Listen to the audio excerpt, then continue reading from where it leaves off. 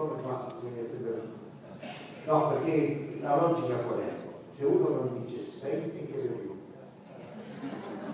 E poi dice, arriva perché così era spegni che le più.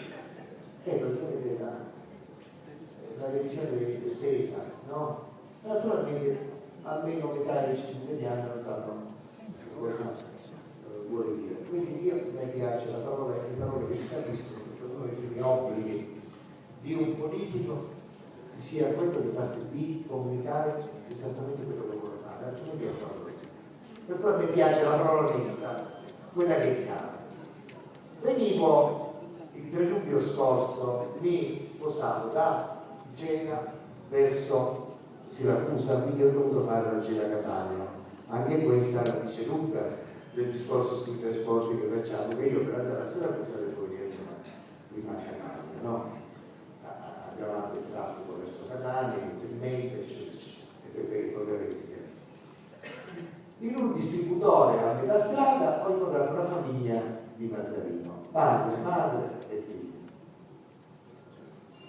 Allora mi ha avvicinato, si è avvicinata a me prima la madre, molto espansiva. Sapete che le donne sono sempre molto più espansive degli uomini.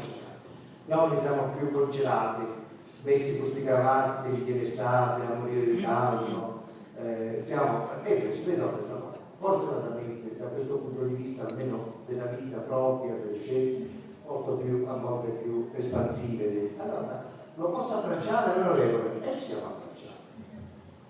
E mi fa questa donna: i cose vanno male in Sicilia. Arriva il marito e dice, erano di Mazzarino questi, i cose vanno male perché vanno davanti più picciotti. È arrivato il giovane e ha detto: un travaglio non c'è perché c'è altro. Allora io ho fatto veramente un urlo, ho detto: ma sei geniale, ma questo è il mio programma da presidente, creare lavoro e sviluppo eliminando la corruzione, eliminando la mangiucchia. Questo è il programma, un programma di chiarezza.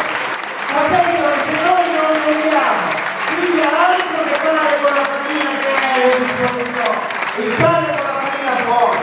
E lì dobbiamo dare spazio alle diversità, alle donne, che non possono essere solo utilizzate per fare le campagne elettorali come pollino blu delle nostre scelte. Dobbiamo valorizzare queste cose. Dobbiamo valorizzarle.